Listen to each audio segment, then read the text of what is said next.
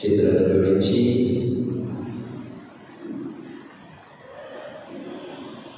భక్తితో నడుచుకుంటూ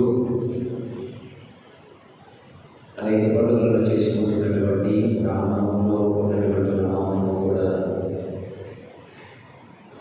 మరి తల్లి దివ్య మాతృత్వ మహోత్సవ సందర్భంగా నూతన సంవత్సరం సందర్భంగా ఈ మొదటి రోజు పాల్పంచుకునేటువంటి దివ్య పూజలలో ప్రత్యేక ఆశీర్వాదాలు మరియు తల్లి మధ్యస్థ ప్రార్థన ద్వారా మనం కలగాలని భక్తితో ప్రార్థన చేస్తూ దివ్య పూజలలో వేడుకుంటున్నాం.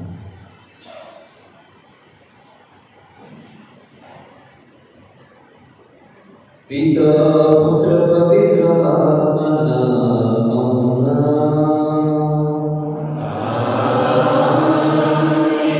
మన ప్రభు అయిన యేసుక్రీస్తు కృప, సర్వేశ్వరుని ప్రేమ, పవిత్ర ఆత్మ సహవాసం మీ అందరితో ఉండునుగాక.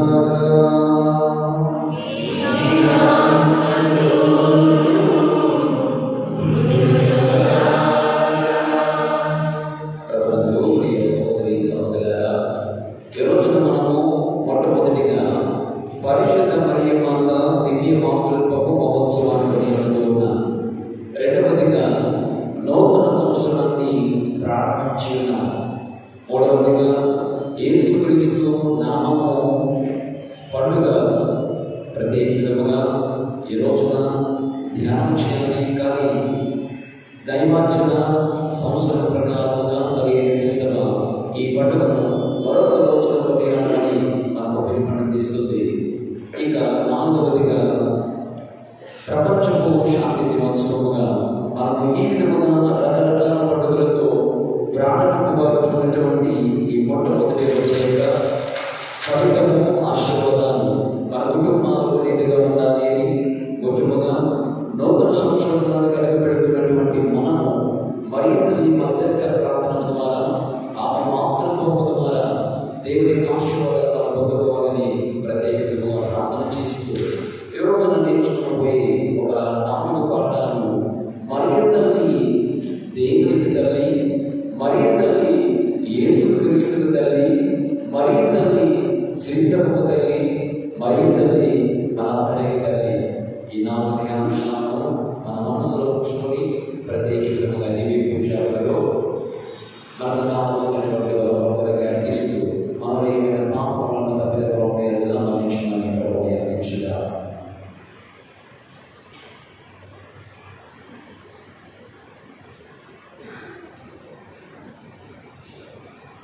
సర్వశక్తి గల సర్వేశ్వరుని చేతను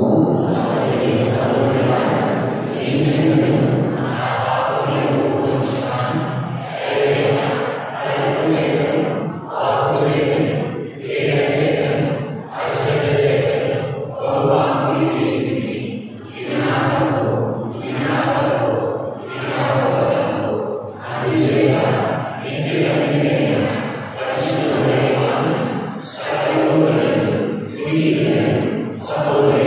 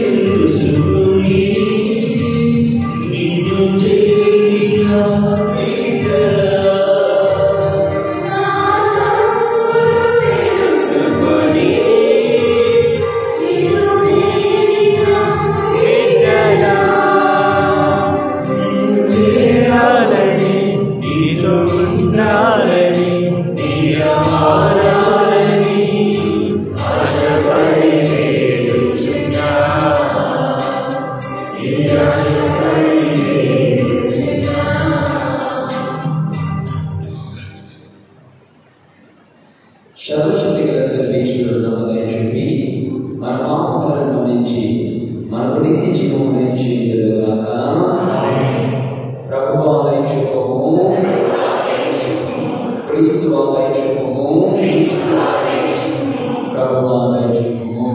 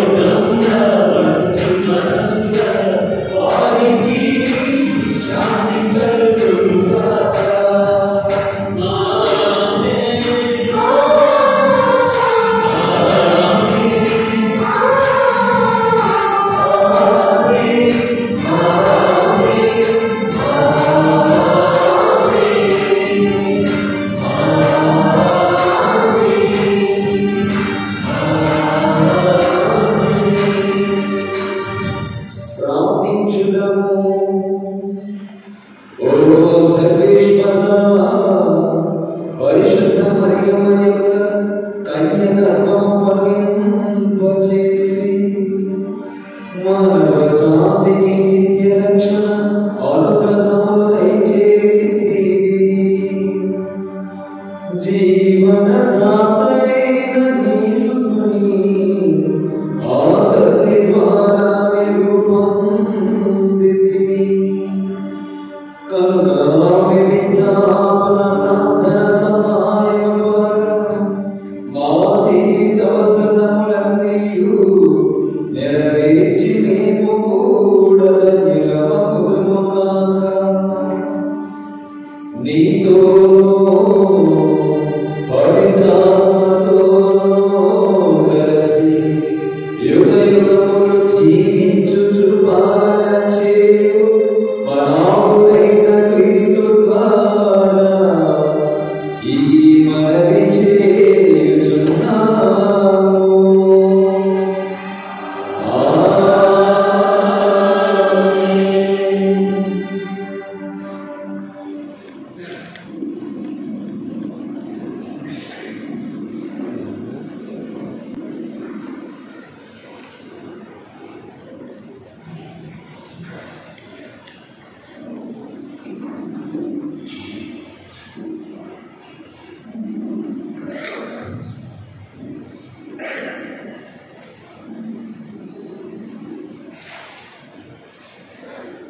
మొదటి పట్టణము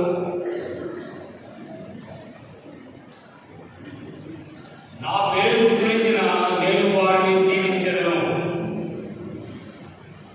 మరియమ్మ గారి దివ్యమాతృత్వ పండుగ సంఖ్యాకాండము 6వ అధ్యాయము పవిత్ర వచనములు 22 నుంచి 27 వరకు. సంఖ్యాకాండము 6వ అధ్యాయము పవిత్ర వచనములు 22 నుంచి 27 వరకు.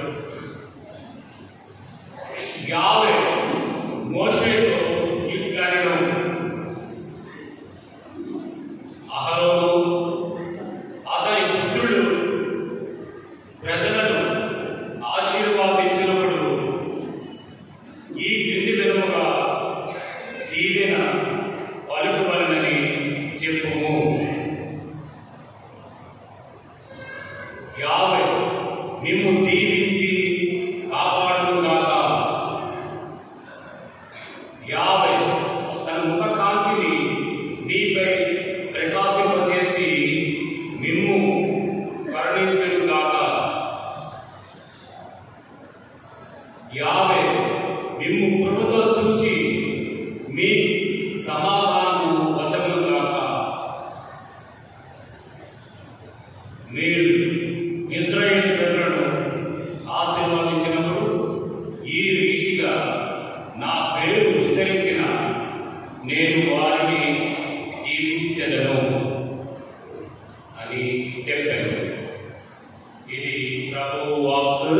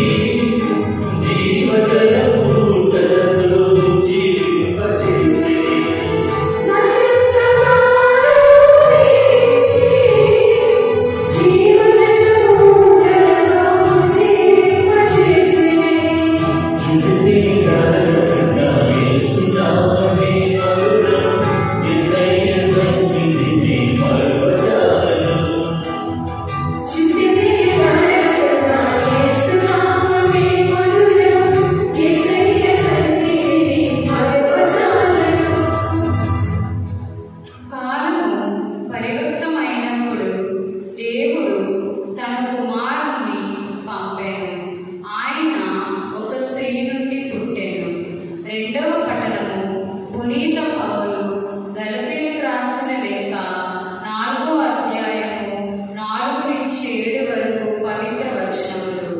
రెండవ పఠనము పునీత పౌలు గలతీయులకు రాసిన లేఖ 4వ అధ్యాయము 4 నుంచి 7 వరకు పవిత్ర వచనములు.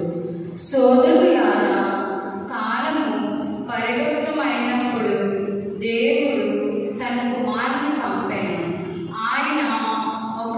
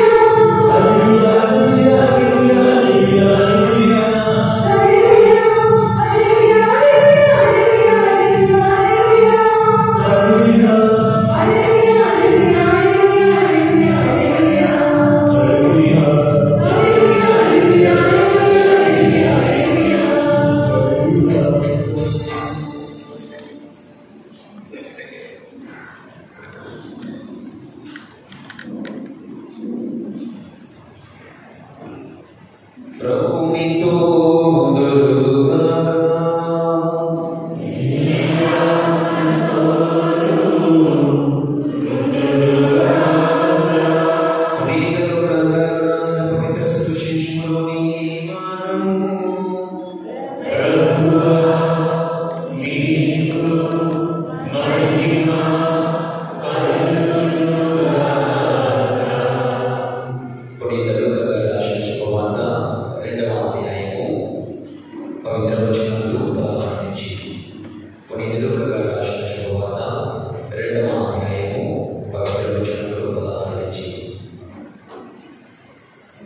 వారు వెంటనే వెళ్ళి మరియమ్మను యోసేపును తొట్టులో పరటి ఉన్న శిశువులను కనుగొనిరి. వారు శిశువుల గురించి విన్న విషయములనెల్లా వెల్లడించిరి. గొర్రెల కాపరులు వెల్లడించిన విషయములను వినిన వారందరూ మిక్కిలి ఆశ్చర్యపడిరి. కానీ మరియమ్మ అంతయు తన మనస్సును బదిలిపరుచుకుని మరణం చేయించులేను. గొర్రెల కాపరులు తమతో చెప్పబడినట్లు తాము వినిన వారిని చూచిన వారిని గురించి దేవుని వైభవమును శ్లాఘించుచూ తిరిగిపోయేది. 8 దినములు గడిచిన పిమ్మట శిశువునకు సున్నతి చేసి ఆ బాలుడు గర్భమునందు పడవకపోవము దేవదూత సూచించినట్లు యేసు అని పేరు పెట్టిరి. ఇది క్రీస్తు సువిశేషము. సువిశేషము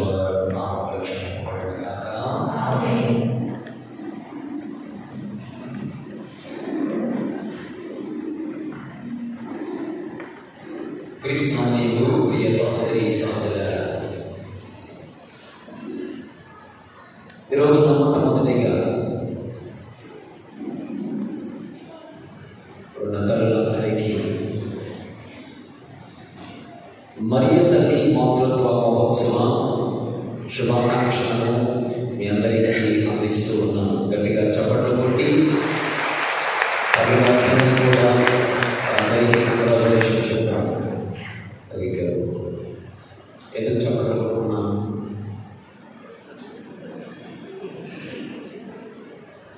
మీరు మగవాళ్ళ పర్లేదు కానీ ఆడవాళ్ళ చదవాలి. ఎందుకు చప్పట్లు కొట్టుకున్నాను? మా ఏదో అడుగుతున్నారు కదా.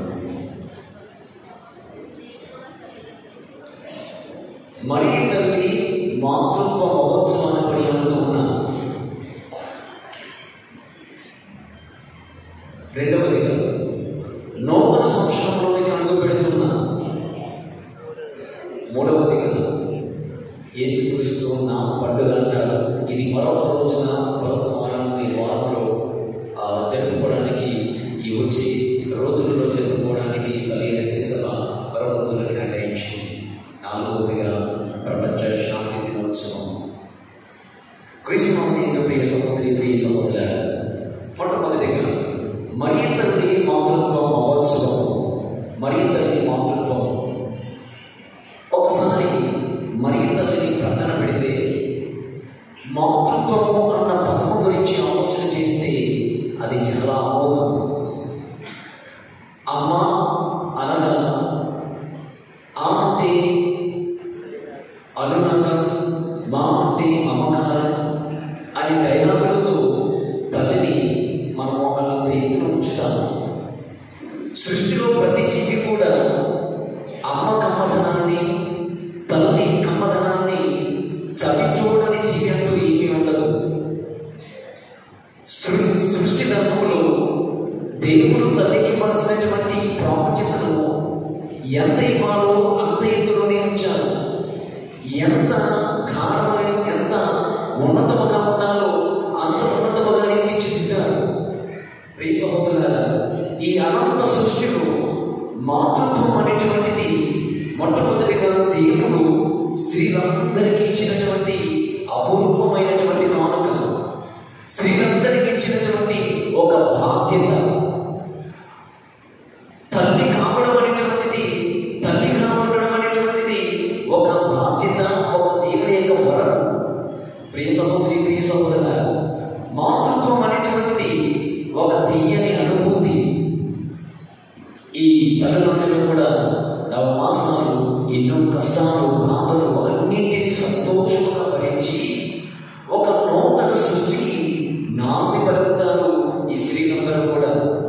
ఇది ఒక వరం. ప్రతి స్త్రీ కూడా ఈ వరం కోసం ఎన్నో నోములు, ఎన్నో పూజలు, ఎన్నో వ్రతాలు, ఎన్నో భక్తి కార్యాలు ఇన్ని చేస్తారు. ఈ మాతృత్వం గురించి, గర్భం ధరించడం గురించి ఎన్నో ప్రార్థనలు చేస్తారు. చిట్ట చివరకు ఒక తల్లి మాతృత్వము గర్భం ధరించింది అంటే ఆ కుటుంబంలో పట్టరాని సంతోషం, ఆ తల్లికి పట్టరాని సంతోషం. ఎందుకంటే ఈ భూలోకానికి ఒక నూతన సృష్టిని అందించేటువంటి ఒక గొప్ప తల్లిగా మారబోతుంది. కాబట్టి తల్లిగా పిలువబడడానికి ఒక నూతన సృష్టికి శ్రీకారం చుడుతుంది. కాబట్టి ఆ తల్లికి పట్టరాని సంతోషం. ప్రియ సహోదరి, ప్రియ సహోదరులారా, జీవానికి మూలం తల్లి. అందుకే ఆ తల్లిని జీవన శ్రావణి అని పిలుస్తారు. మనమందరం కూడా భూలోకానికి వచ్చింది ఒక స్త్రీ వల్లనే. అందుకే బాలకృష్ణ వేసే డైలాగ్ ఉంటుంది, స్త్రీ జననం నాస్తి కదా, స్త్రీ జననం నాస్తి అంటాడు. జననానికి స్త్రీ మూలం. ప్రియ సహోదరి, ప్రియ సహోదరులారా, ఇది ప్రతి చిన్న పక్షిలో సహా అర్థం చేసుకునేటువంటి జీవిత పాఠమే. ప్రతి పక్షి కూడా, ప్రతి తల్లి పక్షి కూడా మనకు నేర్పించే గుణపాఠమే. ఉదాహరణకు పెరికెన్ పక్షి గురించి మీరు వినే ఉంటారు. ఈ పెరికెన్ పక్షి ఏం చేస్తుందో తెలుసా? ఇది తల్లి తన బిడ్డలను కలిగిన తర్వాత తన బిడ్డలకు ఆహారం లేకపోతే తనను తాను గాయపరుచుకుంటుందంట. ఈ పెరికెన్ పక్షి తన బిడ్డలకు ఆహారం లేనప్పుడు, అవసరమైనప్పుడు, చుట్టూ ఈ ప్రపంచంలో ఆహారం ఉండలేనటువంటి సమయంలో తనను తాను పొడుచుకుని తన బిడ్డలకు ఆహారంగా మారుతుంది. తన రక్తాన్ని వారికి పంచుతూ ఉంది. ఈ విధంగా ఒక పక్షి, పెరికెన్ పక్షి తన ప్రేమాప్యాయతలను, తన రక్తాన్ని అంతటిని కూడా పిల్లలకు పంచుకోవడంలో తన మాతృత్వాన్ని వ్యక్తపరుచుకునేటువంటి ఒక సాధారణ జీవులే ఎంత ప్రేమను కనబరుస్తుంటే, మరి మానవ మాతృలుగా ఉన్నటువంటి స్త్రీలు ఇంకెంత ప్రేమను, ఆప్యాయతలను మానవానికి కానీ, బిడ్డలకు కానీ, భర్తలకు కానీ కురిపిస్తున్నారనేటువంటిది రోజులు అర్థం చేసుకోవాలి. క్రీస్తు అనేది ప్రియబడినారా. అందుకే తల్లి గర్భము ధరించినప్పుడు నవమాసాల 9 నెలలు ఆ బిడ్డ ఎన్ని కష్టాలు పెట్టినా కానీ, గర్భములో తగిన కానీ, కష్టాలు, ఇబ్బందులు, బాధలు అనుభవించినా కానీ, చివరకు ఒక చిన్న పుట్టుకతో ఈమె అనుభవించిన ఆ 9 నెలల ఆ భారమంతా కూడా వటుమయమైపోతుంది. భారము సంతోషంగా మారిపోతుంది, దుఃఖము సంతోషంగా మారిపోతుంది. క్రీస్తు అనేది ప్రియబడినారా. కారణం ఏమిటో తెలుసా? తల్లి యొక్క మాతృత్వము. ఒక తల్లి కాబోతున్నాను అనేటువంటి సంతోషం తప్ప. ప్రభుత్వ ప్రియబడినారా. అందుకే అంటారు మాతృదేవోభవ. తల్లి దైవముతో సమానం. ఆ దైవము ఈ మానవుని సృష్టించిన వేళ మానవుడు అందించినటువంటి భాగ్యము, తల్లికి ఇచ్చినటువంటి వరము రెండవ సృష్టి, ప్రతి సృష్టి అంటారు. ఇది ఒక తల్లి ద్వారా మాత్రమే ఇది సాధ్యమవుతుంది. ప్రియ సహోదరి, ప్రియ సహోదరులారా, మానవ జాతిలో తల్లికి అంత ఔన్నత్యం ఉంది. తల్లి మాతృత్వానికి అంత ప్రాముఖ్యత ఉంది. అందుకే ఢిల్లీకి రాజైనా కానీ తల్లికి మాత్రము కుమారుడే. పెద్ద పెద్ద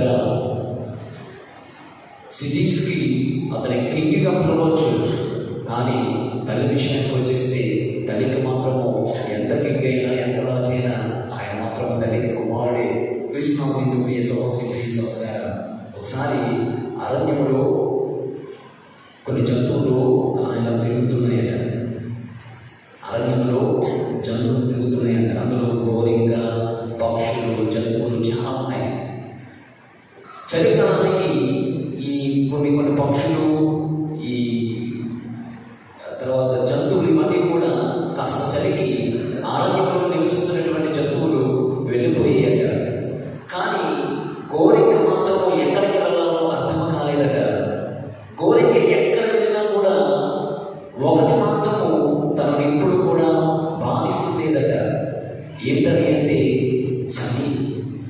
ఈ చలి ఈ మిగతా జంతువులన్నీ కూడా తట్టుకొని జీవించగలుగుతున్నాయి, కానీ ఈ కోరిక మాత్రము చలిని తట్టుకోలేక జీవించలేకపోతుందట. అయితే ఈ చలిగాలి ఈమెను బట్టి, ఈ కోరికను బట్టి ఎప్పుడు కూడా గర్వాన్ని వ్యక్తపరిచేదట. కోరిక, నీ పని అయిపోయింది, నేను ఎక్కడికి వెళ్ళినా కూడా నా బాధ మాత్రము, నా పోరు మాత్రం నీకు తప్పదు అని చెప్పి కోరిక ఎక్కడికి వెళ్ళినా కూడా చలి గాలి చాలా గట్టిగా వీస్తుండేదట. అయితే ఉన్నట్టుండి కోరిక మాయమైపోయింది, ఎక్కడికి వెళ్ళిపోయిందో తెలియలేదు.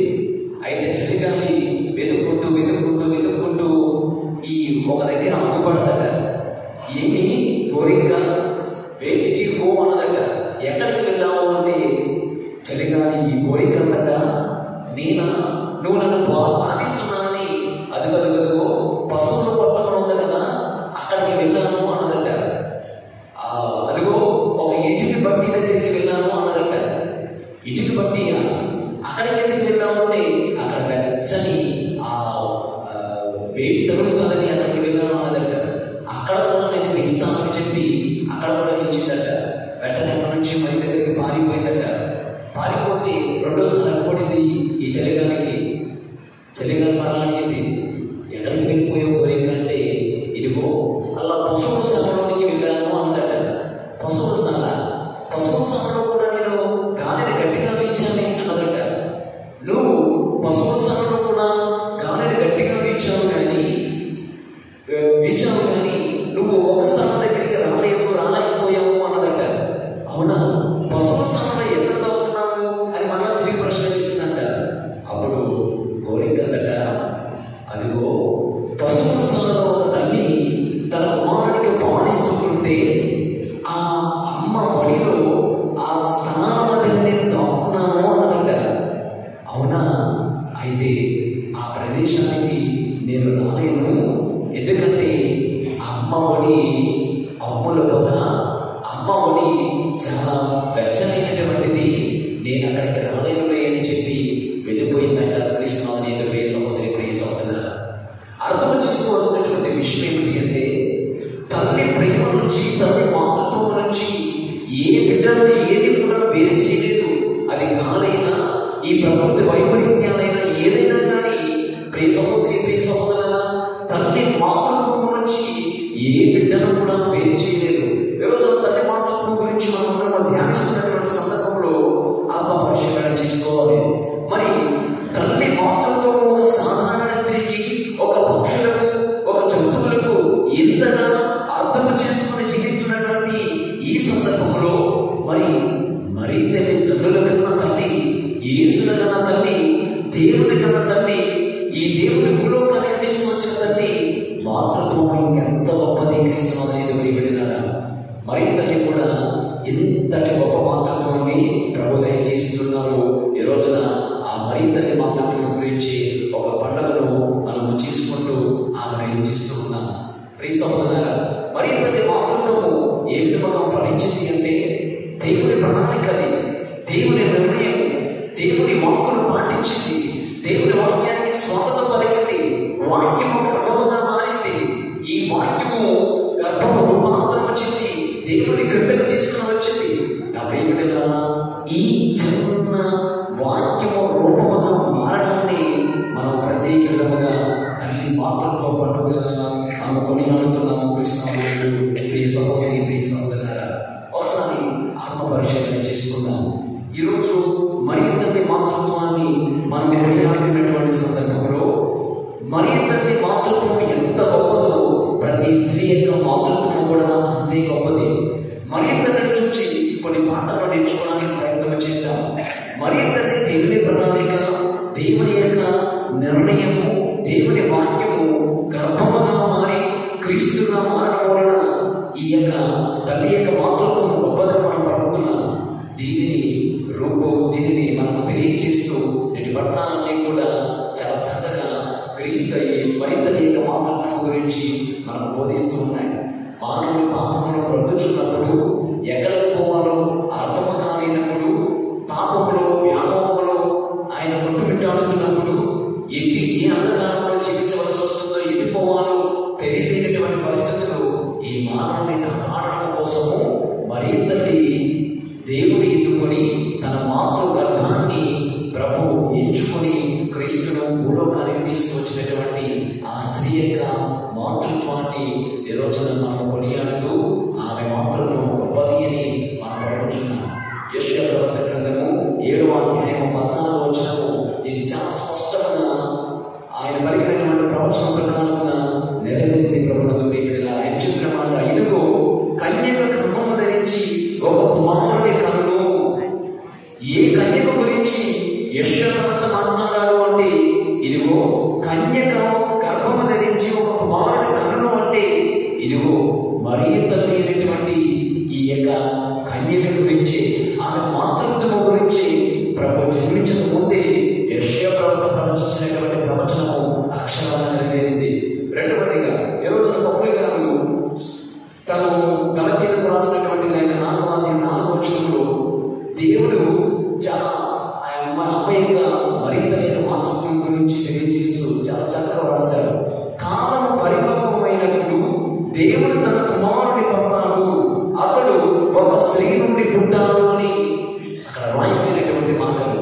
పౌలు గారు పలికినటువంటి మాట ఎవరి గురించి, ఎవరి మాతృత్వం గురించి పలికారు అంటే, ఇదిగో మరీ తల్లి అనేటువంటి ఈ తల్లి మాతృత్వం గురించి పలికారు.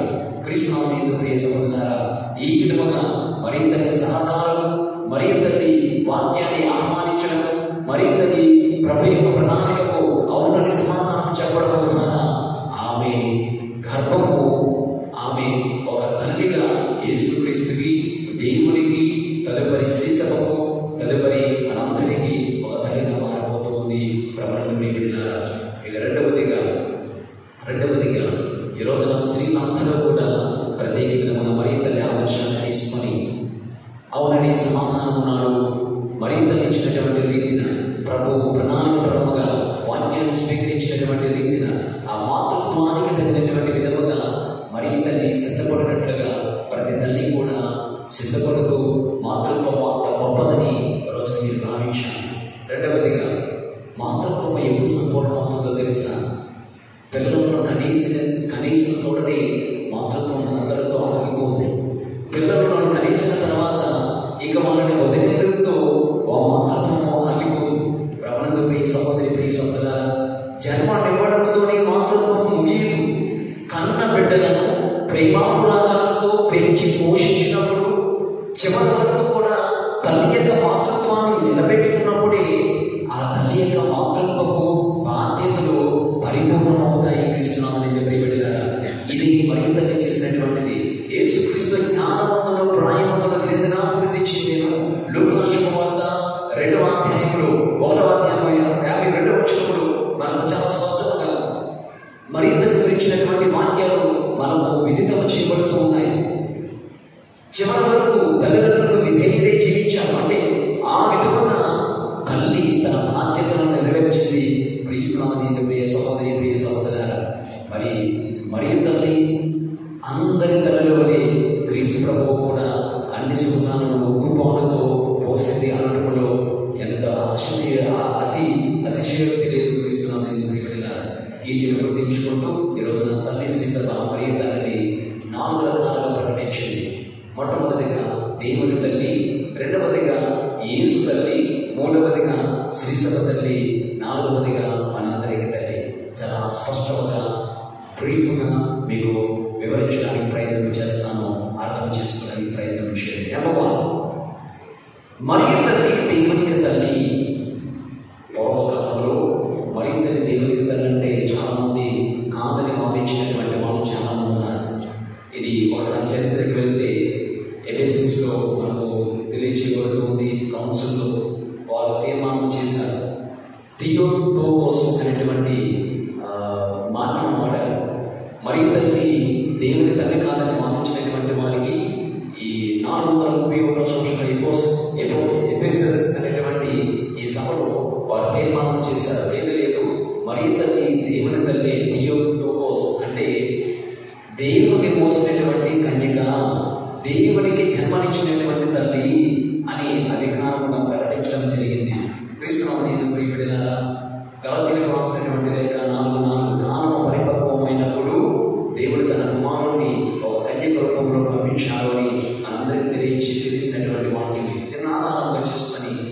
చేయడానికి ప్రయత్నం చేద్దాం.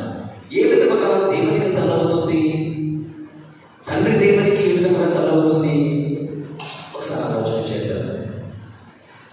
తండ్రి దేవుని నుండి వచ్చినటువంటి వారు యేసుక్రీస్తు. తండ్రి దేవుని ప్రేమ భూలోకానికి పంపిస్తూ మరియమ్మ గర్భం ద్వారా భూలోకానికి అవతరించారు. అంటే యేసుక్రీస్తు ప్రభు మానవ పోలికలో జన్మించారు. మానవ పోలికలో జన్మించడం ద్వారా మానవ స్వభావం కలిగినటువంటి దేవుడుగా మనం గుర్తిస్తున్నాం. కాబట్టి మానవ స్వభావముగా జన్మించినటువంటి వాడు ఏమవుతాడు? 100% ఆయన మానవుడు అవుతాడు. రెండవది 100% ఆయన దేవుడు అవుతాడు. అందుకే యోహాను సువార్త 1:14 రాయబడింది, దేవుడైన వాక్కు మానవుడై మన మధ్యకు క్రీస్తుగా అవతరించెను. చాలా జాగ్రత్తగా ఆలోచించండి. ఇది బహుశా అర్థం కావు, బట్ అర్థం చేసుకోవడానికి ప్రయత్నం చేయండి. దేవుడు మానవుడిగా భూలోకానికి జన్మించాడు అంటే అర్థం ఏమిటి? ఆయన మానవుడు, రెండవదిగా 100% దేవుడు. అది యోహాను సువార్త 1:14 తెలియజేస్తుంది. మరి ఇలా జన్మించినటువంటి తల్లికి కూడా దేవునికి మానవునికి కూడా తగ్గుతుంది కదా. దీనిని తల్లి అయిన శ్రీ సభ ఉద్దేశంతోనే మరీ తల్లికి ఇచ్చినటువంటి బిరుదు ఏంటంటే దేవమాత అని బిరుదించారు. ఈ దేవమాతని మనము సంబోధిస్తూ దేవునికి తల్లి, క్రీస్తుకు తల్లి, దేవునికి తల్లి అని మనం సంబోధిస్తున్నాం. అందుకే ప్రియబడిన లూకా శుభవార్త 1:43 ఏమని రాయబడిందంటే, ఎలిజబెత్తమ్మ సైతము పవిత్రాత్మ ప్రేమే పునరుద్ధరణాలు ఏమన్నా తెలుసా? తల్లిని ధన్యురాలు అని పిలిచి సంబోధించింది. ధన్యురాలు అని సంబోధించడమే కాదు, ఇది చాలా ఇంపార్టెంట్. నా ప్రభువు తల్లి నా ఎదురు వచ్చేటప్పుడు నాకు ఎలా ప్రార్థించను అన్న మాట వాడింది. చూడండి, దేవుని తల్లిగా గుర్తించింది. లూకా శుభవార్త 1:43 ఈ మాట రాయబడింది, నా ప్రభువు తల్లి నా ఎదురు వచ్చేటప్పుడు ఎలా ప్రార్థించను. కాబట్టి మరీ తల్లి దేవుని తల్లి. రెండవదిగా మరీ తల్లి యేసుక్రీస్తుకు తల్లి. ఏ విధంగా యేసుక్రీస్తుకు తల్లి అవుతుంది? దేవుడు లోకమునందు ప్రేమించి తన ఏకైక కుమారుని ప్రసాదించాడు. యోహాను సువార్త 3:16 తెలియచేయబడినటువంటి మాట, మరొక మాట యోహాను సువార్త 1:1 మనకు రాయబడినటువంటి మాటలు చాలా ఉన్నాయి కదా. ఆదిలో వాక్కు ఉండేను, వాక్కు దేవుని యొద్ద ఉండేను, ఆ వాక్కు దేవుని మానవ మధ్యన అవతరించాడు. ఆ వాక్కు దేవునిగా కన్యమరి తల్లి గర్భంలో మారింది. కాబట్టి ఈ కన్యమరి తల్లి గర్భం నుంచి జన్మించినటువంటి యేసుక్రీస్తు మరి అందరికీ తెలిసినటువంటి విధముగా పుట్టినటువంటి ప్రతి కుమారునికి ఆ కుమారుడు ఎవరి గర్భం ఉంటే వచ్చారో వాళ్ళే ఆ తల్లి, ఆమె తల్లి అవుతుంది. కాబట్టి ఇక్కడ అర్థం చేసుకోవాల్సినటువంటిది ఏమిటి అంటే, దీన్ని పునీత పౌలు గారు తన లేఖలో స్పష్టంగా చేస్తూ మరీ తల్లి యేసుక్రీస్తు తల్లి. ఎందుకంటే కాలం పరిపక్వం అయినప్పుడు దేవుడు తన కుమారుని ఒక స్త్రీ ద్వారా పంపెను. ఆ స్త్రీ మరీ తల్లి. గలతీయులకు రాసినటువంటి లేఖ 4 స్వార్థికులు అందరూ కూడా మరీ తల్లి యేసుక్రీస్తు తల్లిని నిరూపిస్తున్నారు. ఇక మూడవదిగా శ్రీ సభ తల్లి. ద్వితీయ వాటికన్ మహాసభ సమావేశంలో 1964 ఓ ప్రభు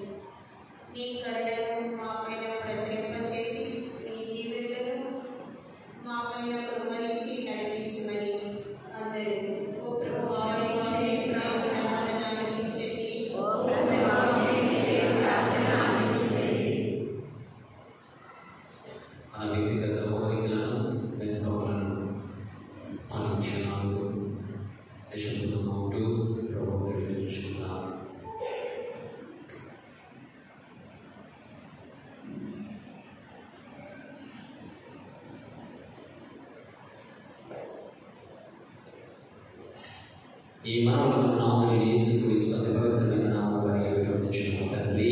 ఆమేన్.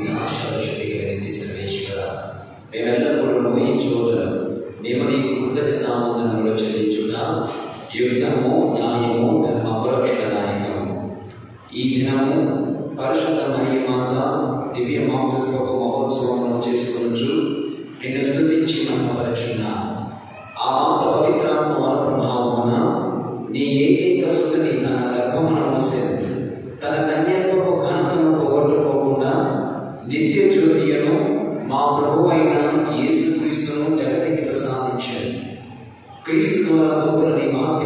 కొనియాడుచున్నారు, అధిపతులు ఆరాధించుచున్నారు, శక్తివంతులు వెలుగుచున్నారు.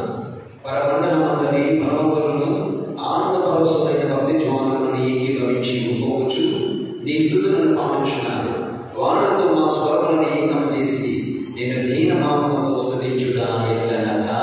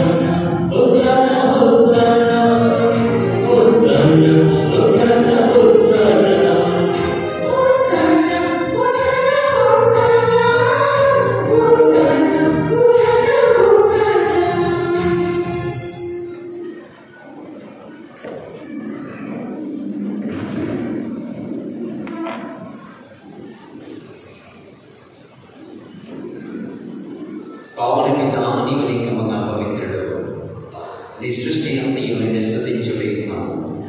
ఎలైనా నీ కుమారులను మా ప్రభు అయిన యేసుక్రీస్తు ద్వారా పవిత్రాత్మ ప్రభావాలను సమస్తములకు జీవము పోసి పవిత్రపరచుచున్నావు. ప్రపంచమాద్యంతము సూర్యోదయం నుండి సూర్యాస్తమయం వరకు నీ నామమునకు నిర్మలమైన బలిని అర్పించుటకై ప్రజలను నిరతము పిలుచుచున్నావు.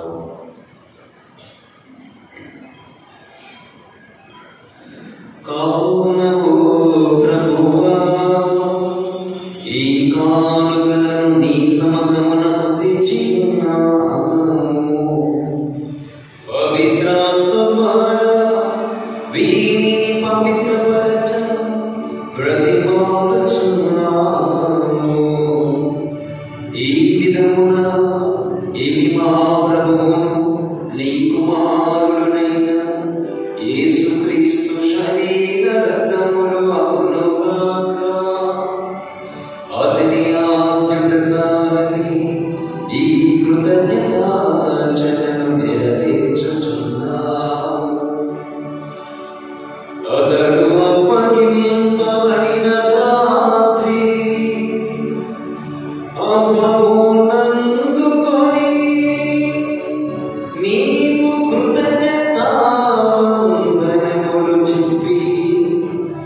స్తుతించి శిష్యులకిచ్చుచు ఇట్లా నేను మీరందరూ దీనిని తీసుకొని భుజింపు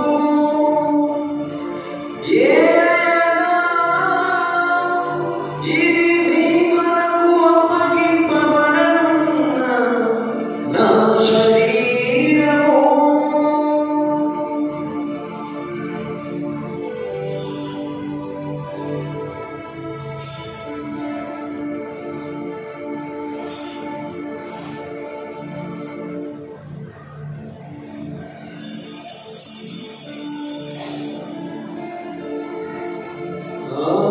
వినమునని భోజనానంతరము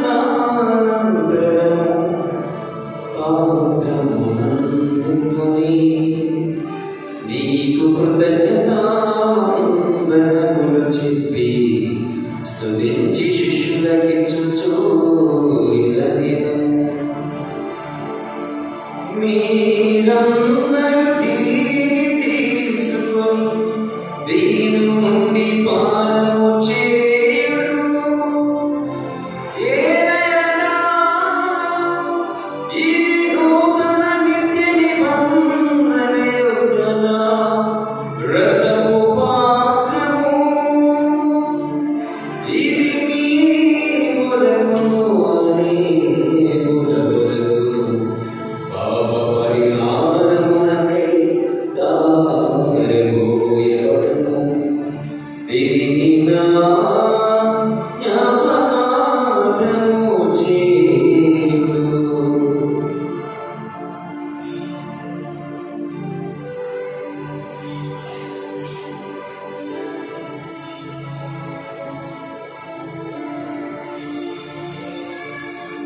ఇది విశ్వాస రహస్యము.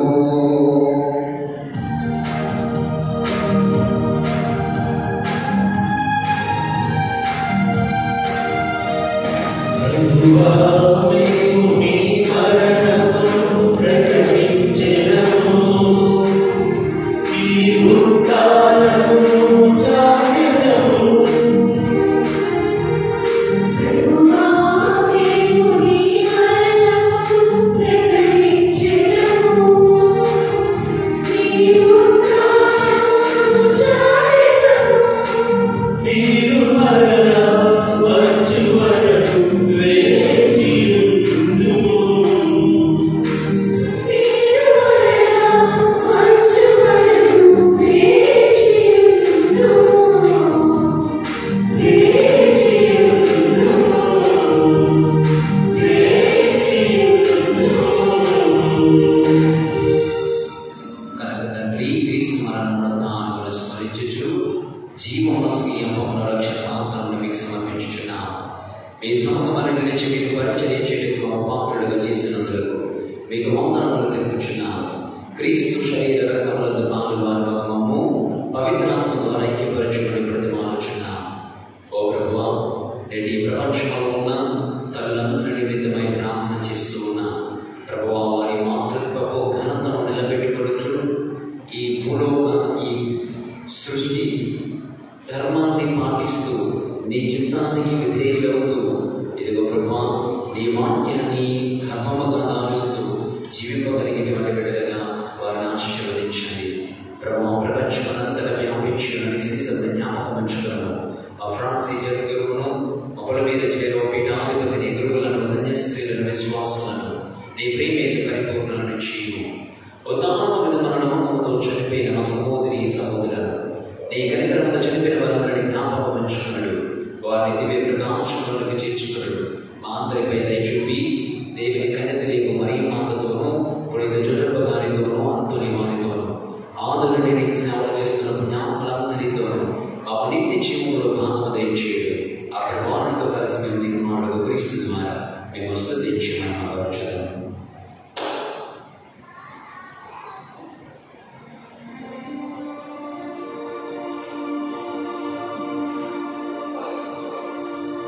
క్రీస్తు ద్వారా క్రీస్తుతో క్రీస్తునందు సర్వశక్తి గల పితయే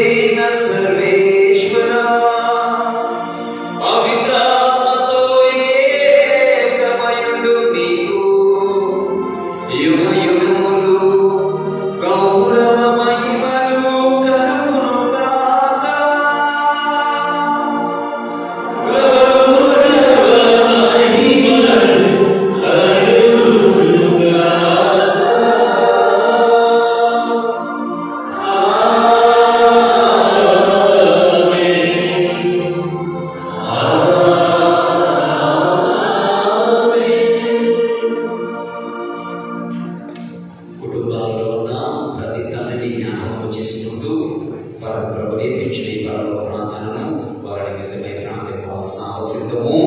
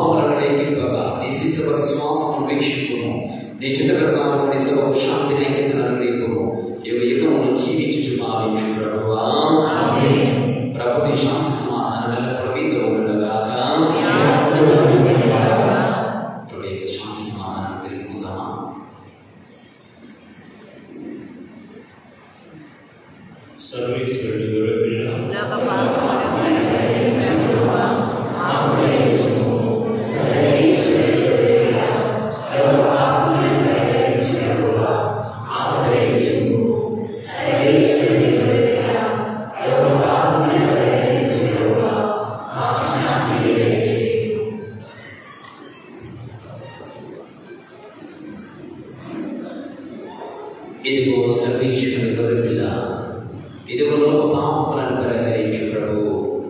ఈ గొర్రెపిల్ల మీదకు పిలువబడిన వారు ధన్యులు.